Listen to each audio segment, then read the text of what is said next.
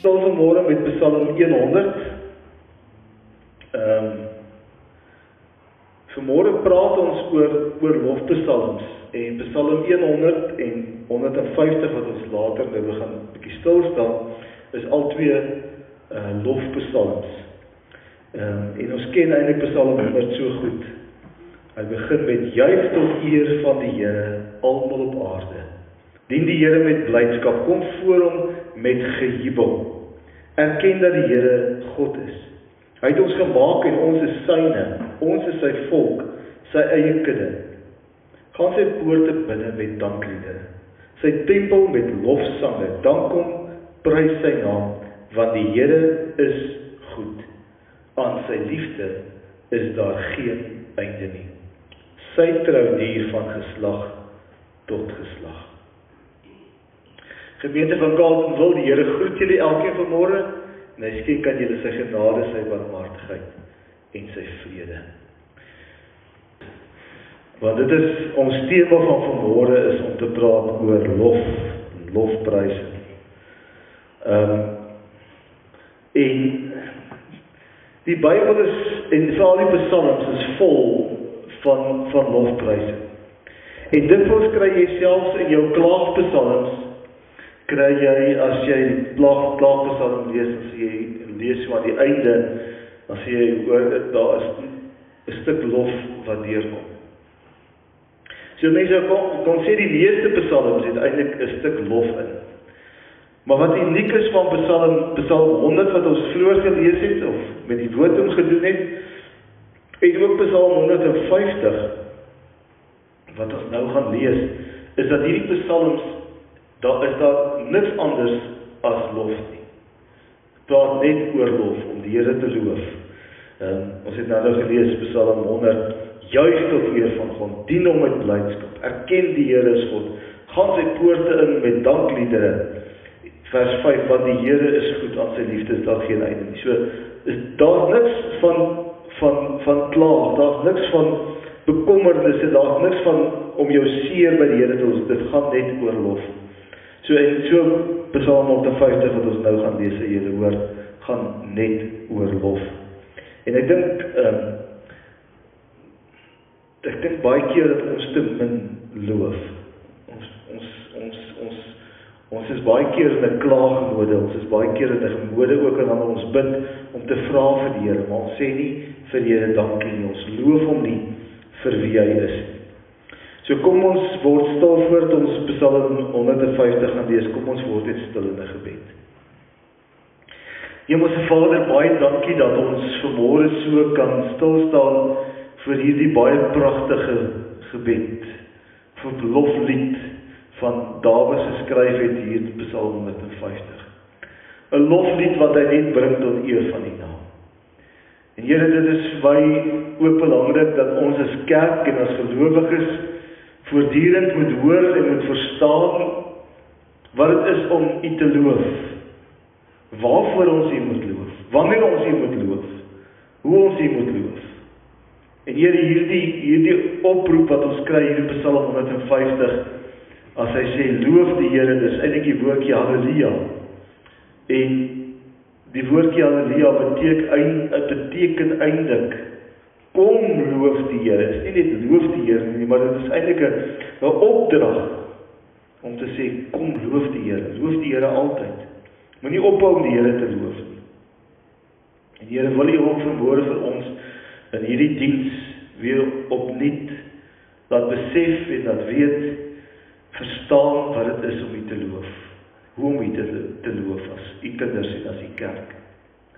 Vader, ons dink vanmôre aan hulle wat nie kan wees nie. Ons dink aan Luan wat in die hospitaal is. Ons dink aan Monica wat by haar kinders is, wat ook nie, met wie dit nie baie goed gaan nie. Ons dink aan Lina wat nog aansterk by die huis. Magda na haar rugoperasie. Ag Here, daar's so baie van ons lidmate wat op hierdie stadium of operasies gehad het, of siek is, en Here, ons wil hulle almal ook vanmôre aan U opdra. Baie dankie Here, dat ons kan saam wees as 'n gemeente, dat ons U woord kan hoor, dat ons kan kom om te luister, maar ook Here, om U met ons lof te kom dien. wil U vanmôre ook deur die Gees van God wil U kom, wil U ons volmaak met U, wil U ook gee dat dit wat ons gedagtes andersins volmaak vanmôre nie vatplek sal hê nie, maar dat ons werklik kan dink en kan hoor wat U vir ons wil sê ook in hierdie diens. En ook vir my as prediker is my gebed, Here, dat U my sal kom oordek met U liefde, met U genade, sodat ons waarlik kan hoor wat U vir ons elkeen wil sê vanmôre. En gebruik my as die spreekbuis, maar Gees van God, wees U die spreker en die prediker vanmôre. Dit bid ek in Jesus naam. Amen. Psalm 150. Prys die Here. Prys God in sy heiligdom. Prys hom onder sy magtige hemelgewelf. Prys hom oor sy kragtige dade. Prys hom in sy magtige grootheid. Prys hom met die ramshoring. Prys hom met harp en lier. Prys hom met tamboerijn en koordanse. Prys hom met snaarinstrumente en fluite. Prys hom met simbale. Prys hom met galmende simbale. Laat alles wat asemhaal die Here prys. Prys die Here. Nou hierdie woordjie prys wat hier gebruik word in die Hebreëus is die woordjie halleluja, wat ons ook nou die lied van gesing het. En dit beteken eintlik kom loof Jahweh. Bring lof aan Jahweh. Die laaste deel ja verwys eintlik na Jahweh wat die verbondsgod is. So die woord halleluja is eintlik 'n oproep. So ek wil vanmôre graag hê ons moet na hierdie psalm kyk en na sy verskillende aspekte, want dis nou een kort psalm, maar hier is tog 'n paar dinge wat ons raak moet sien in hierdie kort psalm. Die eerste, die belangrike wat ons raak sien, is dat hierdie is 'n oproep. Dis 'n opdrag. Dis nie maar net 'n toevalligheid nie. Dis nie maar net iets wat oorgelaat word aan ons om te sê, ag, as jy lus is, as dit met jou goed gaan en dit voel goed vir jou, kom loof die Here nie of loof die Here nie. Dis eintlik die woordjie self, soos gesê halleluja, beteken bring lof aan Jahweh, bring lof aan die verbondsgod, bring lof aan die skepper van hierdie hemel en die aarde. Bring lof aan hom met jou hele hart. En nou is dit vir jou en vir my kan ons vra vanmôre, maar watter redes het ek en jy om lof te bring aan die Here? Watter redes het jy in jou lewe wat jy kan, terwyl jy so sit vanmôre, wat daar in jou lewe is om aan die Here lof te bring? Is daar iemand wat my wil sê? Net wakker geword. Ek het wakker geword vanmôre. Dis 'n groot wonder. Ons kon vanmôre opgestaan het en ons, of nie opgestaan het nie, ons kon net bly gebly het, ons kon opgehou asemhaal het hierdie dag, maar die feit dat ons nog lewe vanmôre is alreeds 'n wonder, om te sê, Here, dankie vir die lewe, dankie vir hierdie nuwe môre, al is dit koud vanmôre, al het ek gevries, maar Here, dankie dat ek kon opstaan, dankie vir die lewe, dankie vir die nuwe dag. Nog iemand wat iets wil? Dankie vir gesondheid. En selfs al het ek hier en daar 'n ou skeet en 'n pyn, maar oor die algemeen gaan dit met die meeste van ons gaan dit goed. Of ons het herstel van ons siekte, of ons is in die proses, of partykeer leef ons dalk ook maar saam met ons siekte. Maar ten minste is ek nie so siek dat ek bedreigend is nie. Ek het nog die meeste van my fakulteite, soos my skoonpa altyd gesê het. Ek kan sien, en ek kan hoor, en ek kan praat, en ek kan loop, en oor die algemeen gaan dit met my goed, ek is gesond. So ons kan dankie sê vir gesondheid, en as dit met my nie so goed gaan met my gesondheid, dan kan ek Here nog steeds loof, dat my beter gaan as met ander mense wat baie sieker as ek is. So dankie ook vir my gesondheid. Nog iemand? Dankie vir genade. Dankie vir die genade. En ons kyk baie keer dit so groot mis, want wat beteken die genade? Want as ons praat van God se genade vir jou en my, waarna verwys dit? Hier sien ons dit voor ons op die tafel. Dis die tekens van die nagmaal. Die feit dat Jesus vir jou en vir my kon sterf het. Die feit dat God vir ons lief is. So lief was dat hy vir ons kon sterf het en vir ons sy lewe gegee, sodat ons met hom versoen kan word. As dit nie was vir Jesus nie, en as dit nie was vir God se genade nie, dan sou ons nooit vanmôre hier gewees het nie. So, dankie Here vir die genade. Ek wil die genade het begin reg daar in Genesis, nadat God geskep het en nadat Adam en Eva in sonde geval het die genade van die Here al begin en loop hy 'n pad van genade met sy volk Israel en het hy na die tyd ook sy genade aan wyd gemaak is dan ook aan die heidene volke, ook aan almal anders rondom die volk Israel. Eintlik trouwens, as 'n mens teruggaan na Genesis 12 toe, dan was die belofte al reeds daar gewees in Genesis 12 aan die volk Israel te sê, ek sal die seën wat julle seën, en hulle sal, die wêreld sal in jou en deur jou geseën wees. So die bedoeling vir Abraham van die begin af, in die volk Israel, die hulle uitgeroep het, was juist dat God sy seën, sy genade aan die wêreld sou bring deur die volk Israel. So was nooit bedoel dat dit net vir Israel bedoel was nie.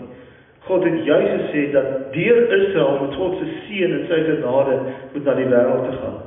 En so is dit met jou en my ook, dat die Here ook vir jou en vir my wil gebruik om God se seën deur ons te bring. Ek en Johan het voor die tyd praat ons weer oor ons bordjie daar agter om te sê, jou sendingveld is hier buite. En sendingveld beteken dat ek en jy die genade van die Here moet gaan bring vir die wêreld, die liefde van die Here moet gaan bring vir die wêreld wat Jesus nie ken nie. En wat nie die genade en die liefde van die Here ken soos wat ek en jy dit ken nie.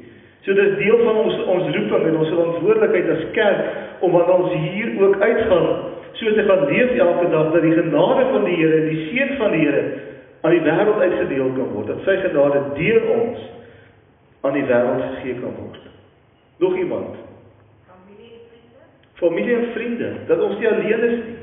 Dat ek familie het en vriende het en mense wat vir my omgee, dat ons hier 'n geloofsgemeenskap is en ons noem onsself ook 'n familiekerk om te sê ons is 'n familie wat vir mekaar omgee. Ons liefde is mekaar so groot dat ons na mekaar omsien en vir mekaar omgee. Maar ek het ook 'n familie. Ek het ook 'n vrou en ek het kinders en kleinkind en so almal van julle het ook ons eie families, maar ook hier in die kerk is ons 'n familie. 'n Familie wat by mekaar is en selfs al is my familie, my regte familie, dalk nie naby my nie, dan het ek nog steeds ander mense wat rondom my staan, 'n geloofsgemeenskap. En ek dink baie keer begryp ons nie of verstaan ons nie die waarde van 'n netwerk van mense, geloofsgemeenskap nie. Vir my iemand vir wie ek kan sê, bid saam met ons. Bid saam met my. Ek is siek.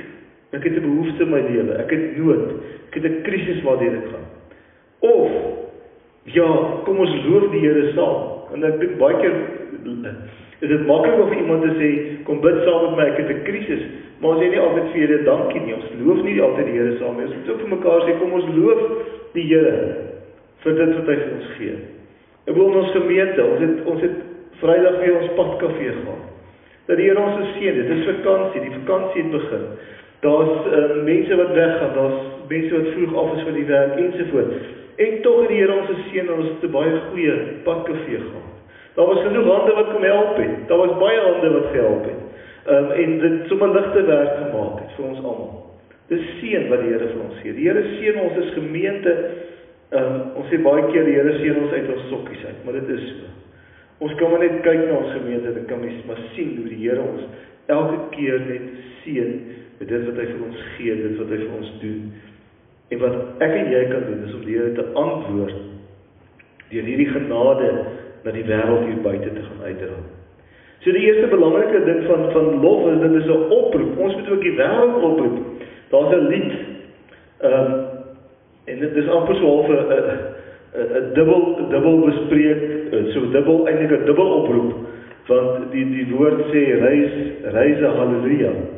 Maar halleluja beteken eintlik, bring lof aan die Here. So dit is eintlik bring lof aan die Here, as jy sê, reis halleluja. Maar dit is eintlik wat ons moet doen. Ons moet voortdurend mense oproep, en onsself oproep om te sê, loof die Here. Kyk in jou lewe, kyk na dit wat jy het, kyk na jou omstandighede, kyk na alles van jou, en sien die dinge raak, waarvoor jy die Here kan dankie sê, en waarvoor jy die Here kan loof. En daar is so baie. Baie meer as ons vanmôre, dat ons maar net 'n paar mense kans gegee om te sê waarvoor ons die Here kan doen, maar daar's soveel meer. Ek en jy het 'n lewe wat baie beter is ek wil amper sê 80% van die mense in die wêreld. in die wêreld, nie net in Suid-Afrika nie. En ons kan net vir die Here dankie sê daarvoor. So dwaas hierdie Psalm, jy kan sien, dwaas hierdie Psalm wat ons gelees het, daarvan vers 1 af amper elke versie staan daar, prys God, prys die Here, prys hom vir sy kragtige dade, prys hom vir sy magtige grootheid, prys hom vir die ramshoring, prys hom vir die harp en die lier, prys hom, is elke keer halleluja, halleluja, halleluja. Bring die lof van die Here op al hierdie maniere. En dit is wat ek en jy ook moet doen, ons moet die Here se lof bring, elke dag, op soveel maniere, sodat die Here vir ons gee om dit te doen. Bring lof aan die Here. Ek dink ook terug aan Psalm 19, as 'n mens Psalm 19 lees, dan is dit ook so mooi, die aanhef van die Psalm, as ek vanaf daar kan uitkom. Psalm 19 wat sê, die hemel getuig van die mag van God. Die uitspansel maak die werk van sy hande bekend. Die een dag dra die berig deur aan die ander. En die een dag deel die kennis aan die ander. Sonder spraak en sonder woord, onhoorbaar is hulle stem. So dis nie net ons as mens wat dit bring nie, maar dis die wêreld, dis die skepping, dis dit wat die Here gemaak het, wat die lof van die Here besing. Die tweede belangrike vraag wat ons in hierdie Psalm vra is, die Psalmskrywer ons sê, waar moet ons die Here loof? En dan is die eerste woorde wat ons lees hierso, prys die Here in sy heiligdom. Prys hom onder sy magtige hemelgewelf. So die eerste plek is prys hom in sy heiligdom. Nou, hierdie heiligdom verwys natuurlik in die eerste plek na die tabernakel, wat selfs in die tyd van Dawid was die tempel nog nie gebou nie, was dit net die tabernakel gewees, wat opgeslaan is in Jerusalem, nadat die volk uit Egipte getrek het, en deur die woestyn is, was die tabernakel nog steeds daar gewees. Die tempel is eers later gebou, Salomo het eintlik eers die tempel gebou. So Dawid het so begin aan die tempel, maar hy het nie regtig die tempel gebou nie. Salomo het die tempel gebou, daar praat ons altyd van die tempel van Salomo. Want hy was die een wat verantwoordelik was vir die bou van die tempel. So as hy hier praat, dan gaan dit aanvanklik oor die tabernakel. En ons het al vir mekaar gesê, as ons daarna Exodus 40 toe gaan, dan lees ons dat toe die tabernakel ingewy is, het wat gebeur? Daar het 'n wolkkolom oor die tabernakel gehang, en die wolkkolom het in die tabernakel ingegaan, en die teenwoordigheid van God was so in daardie tabernakel, dat niemand kon ingaan nie. Aanvanklik. So, as hy hier praat van die heiligdom, dan verwys hy na die tabernakel, daar waar hulle gaan het om God te gaan ontmoet. In ons lewe kan ons sê, dis die kerk, maar onthou, ek sê baie keer, as Nuwe Testamentse kerk, onthou, daar is ook 'n teks soos in Korintiërs 6, wat vir ons sê, weet julle nie dat julle is die tempel van die Heilige Gees? Jy, ek en jy, ons, die Heilige Gees het aan ons kom woon, wat nou deur Pinkstertyd gewees het, ons mekaar gesê, dat die Heilige Gees kom woon in ons, hy kom vul ons, hy is die wat ons neem op die pad van heiligmaking, en dit is 'n proses wat ek daagliks moet hernie. Dis nie maar net 'n eenmalige afgehandelde proses nie, dis 'n voortdurende proses van vervul te wees en vervul te word met die Gees voortdurend aan eenlopend. So prys die Here in sy heiligdom, maar dan gaan hy verder, prys hom onder sy magtige hemelgewelf. Met ander woorde, enige plek in hierdie wêreld, maak nie saak waar jy is nie, of jy buite in die bosveld is, of jy op jou plaas is, of jy in jou kar ry, en of jy in jou huis is, of waar jy ook al is, maar die opdrag en die oproep is om te sê, loof die Here oral waar hy is. Ekskuus. Dit bring my by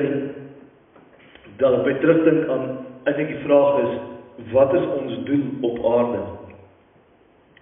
So, hele klompie jare gelede was daar die bekende boek van Rick Warren gewees, Purpose Driven Church, die doelgerigte gemeente, ek weet nie of julle kan, of kerk, ek weet nie of julle dit nog kan onthou nie.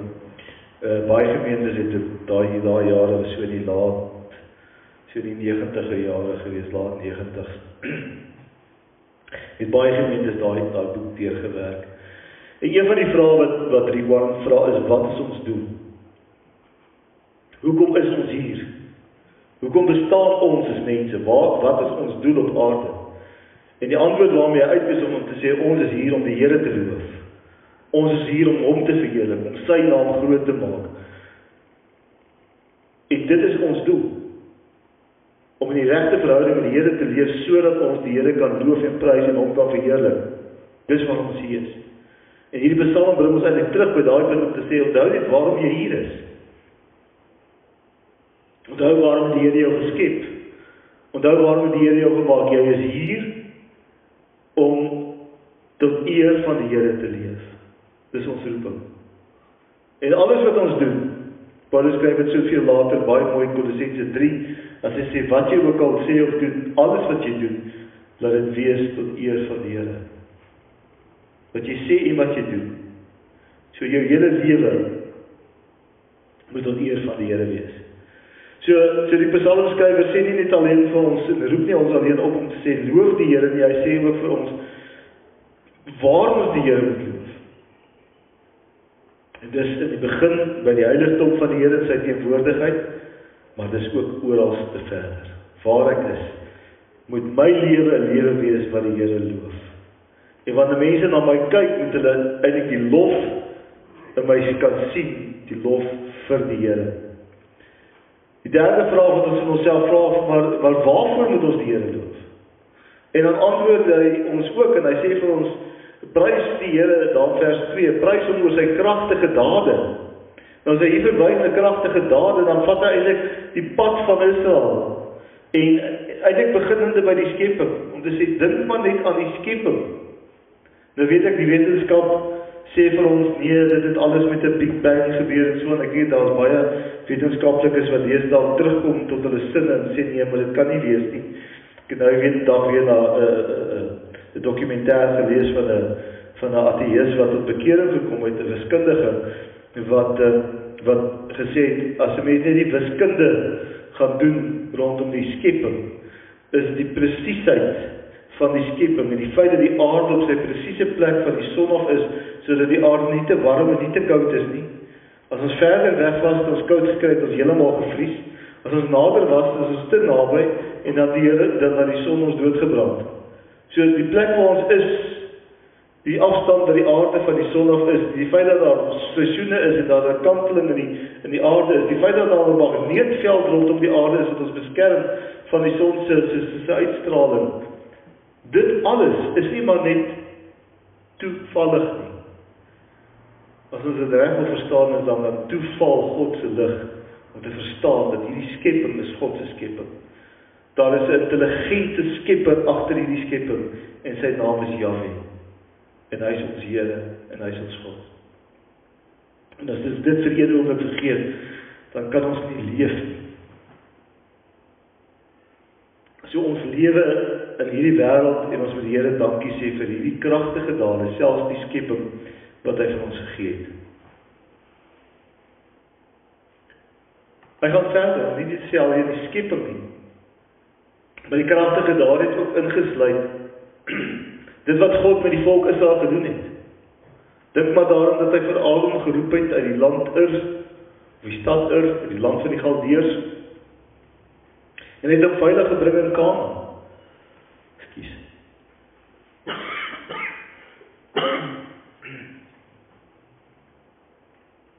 So daar die hele pad wat die Here geloop het om vir Abraham veilig te bring, dit is een van God se groot dade. En so die Here in die geskiedenis van die volk baie groot dade gedoen om die volk te beskerm, om hulle veilig te hou, om hulle naby aan hom te hou. Al het die volk elke keer 'n ander pad gekies, al het hulle baie keer hulle rug op die Here gedraai en die Here altyd weer teruggegaan. Selfs al het die Here ander volke gebruik om hulle te straf, soos die Assiriërs in die eerste ballingskap. En die Babyloniërs in die tweede ballingskap, het die Here weer teruggebring na die land toe. Is die tempel weer herbou en dit het uiteindelik vir ons sy seun gegee.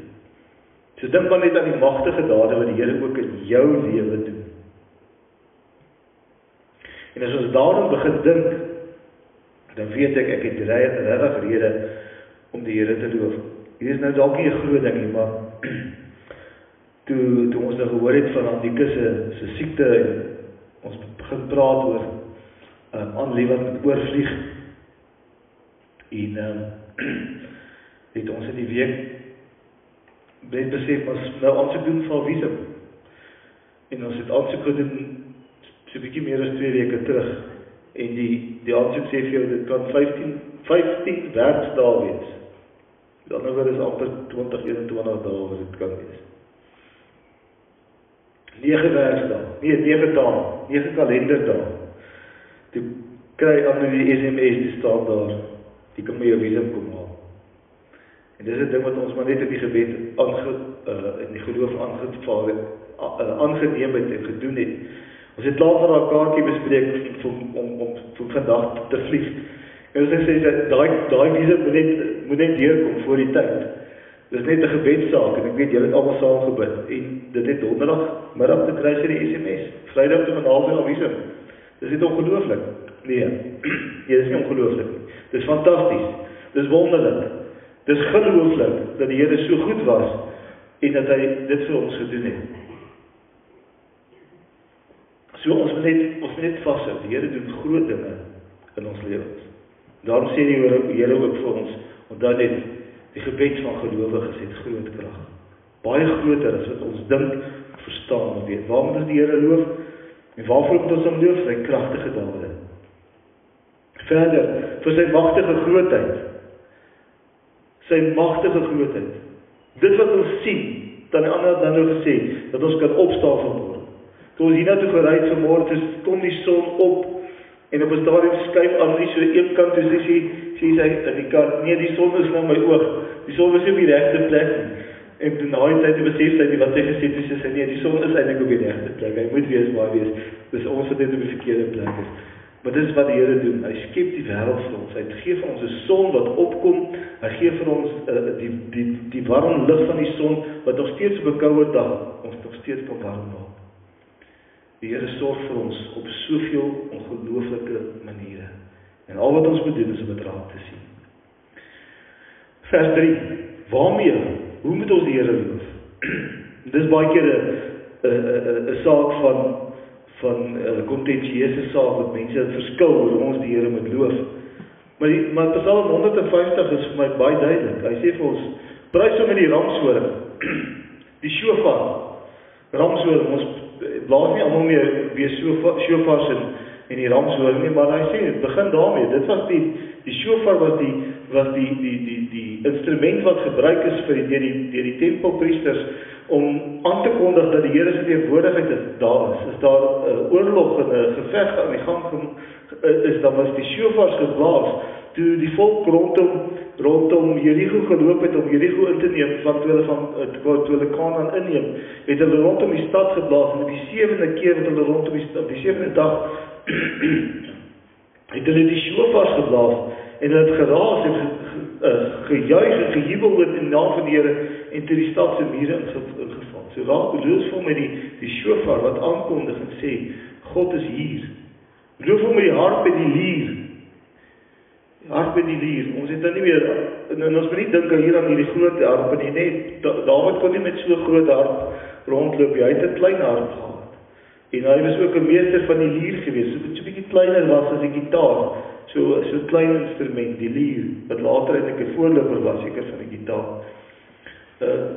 Prys hom met die tamboerijn, met handslaginstrumente, met koordanse, prys hom met snaarinstrumente en fluitte, prys hom met simbale, prys hom met galmende simbale, laat alles wat asem het die Here loof.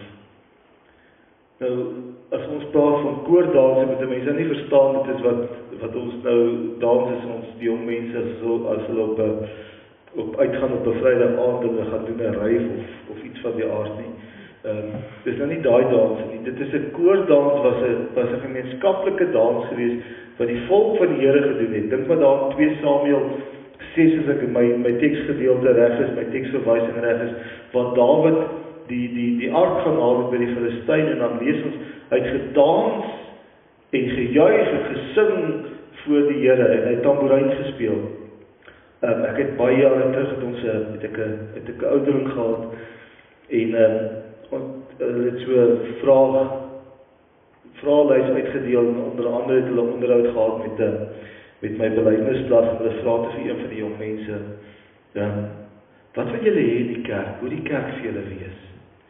En een van die jong mense het gesê, dit moet vir ons lekker wees. Ek onthou daai ouderling het 3 dubbele hartaanval gehad, net daarso. Hy het opgespeel en sê, die kerk moet nie lekker wees nie, die kerk moet nie lekker wees nie, jy moet die Here dien. Maar ons kan al twee doen. Die kerk mag vir ons lekker wees. Dit moet vir ons lekker wees. Ons met die Here kan loof met ons hele hart, met ons stem, met alles wat ons is. Dit is tog wat die wette vir ons sê. Jy moet die Here lief hê met jou hele hart, met jou hele siel, met jou hele verstand, met al jou krag. Jou hele mens wees moet die Here lief hê. So moet ons die Here ook beloof, as ons die Here loof, met ons hele mens wees. Nie net met musiekinstrument nie, maar hy sê, maar jy moet ook met koordans jou liggaam moet jy gebruik om die Here te dien. Alles wat jy het, slaginstrumente, maak nie saak wat dit is nie, gebruik dit en dan sê hy die laaste woord, laat alles wat asem het, die Here loof. Dit is ook 'n universele uitroep om te sê alles, nie net kerkmense nie, net gelowiges nie, maar die hele wêreld, dier, mens, alles moet die Here loof. Ek weet baie keer vir ons is dit as gereformeerdes wat so 'n bietjie meer in 'n streng huishouding groot geword het en dalk so 'n bietjie ons godsdienst op 'n ander manier beoefen. Dit is snaaks as ons hierdie woorde hoor. Maar die Here sê vir hom, loof hom met alles. En as jy op die musiek saam wil rustig mee dans of saam sleer of hede weer beweeg of wieg, dan kan jy dit ook doen, wat die Here sê met jou hele liggaam. As jy wil hande klap, kan jy hande klap. As jy wil hande ophef, kan jy hande ophef ook. Dit moet nie vir ons vreemd wees nie, want die Here sê vir ons wat alles wat asem het, die Here loof. Ramshoring, lier, harp, toporai, snaarinstrumente, simbale, galmende simbale. Hierdie, ek dink altyd as mense so na 'n orkes kyk, daai ou met daai groot simbale, nee, so slaan dan klink dit sommer net so of alles weer galm. Dis daai galmende simbale, daai grootes. Nie net hierdie kleintjies wat so ting ting ting maak nie, daai groot simbale, as jy opslaan dan bewe dit uit, so dit, as jy so, moet jy die Here loof, met alles wat in jou is.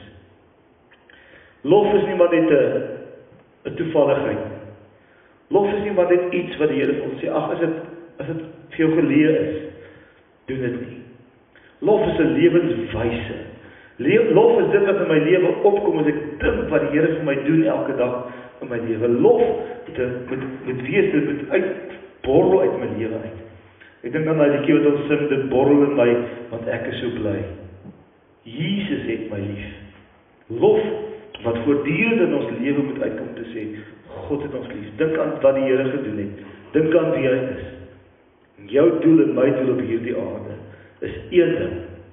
En dis om deur ons lewe aan die Here lof te bring. Prys die Here. Halleluja. Amen. Kom ons bid saam. Hemelse Vader, baie dankie dat ons vanmôre op so 'n kragtige manier kan kyk na Psalm 150. Wat vir ons kom sê dat ons as kerk en as gelowiges U moet loof met alles wat in ons is. Met snaarinstrumente, met blaasinstrumente, met wat ook al daar is, met ons U loof en prys. Ook met ons liggaam. Here, dit is net so ongelooflik om te verstaan, as mens hierdie Psalm reg verstaan, om te sien wat U van ons vra. En dis nie 'n opdrag om te sê, ons verplig om dit te doen nie, maar dit moet eintlik kom uit 'n lewe van dankbaarheid, omdat ons sien wie U is.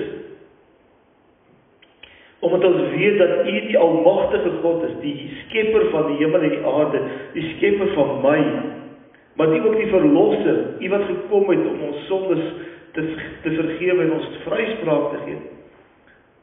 En om daardie rede moet dit in my hart altyd 'n loflied wees om te weet, ek is verlos, ek is vrygespreek. Daar wag 'n ewige lewe op my, omdat die Here my vrygemaak het. Die Here gee dat ons so in U vryheid sal leef. as vrygemaak is, wat deur U in hierdie lewe, 'n nuwe lewe gegee is. Maar nie alleen vir hierdie wêreld en vir hierdie tyd nie, maar ook 'n ewige lewe. 'n Nuwe lewe gegee het, sodat ons waarlik kan lewe. Maar leer ons wat dit is wat U van ons vra.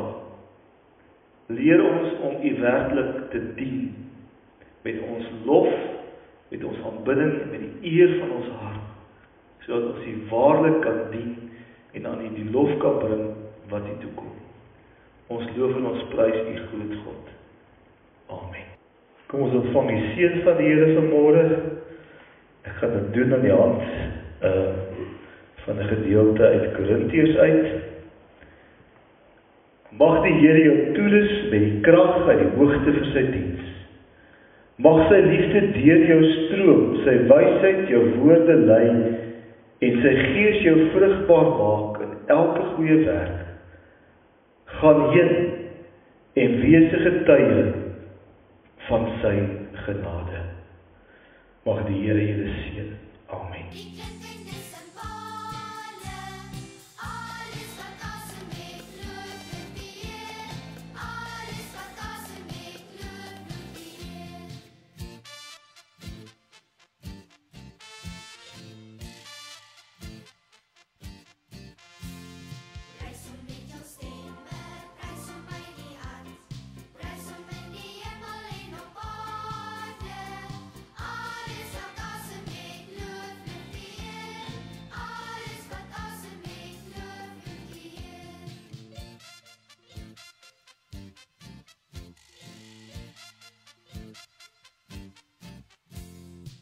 So many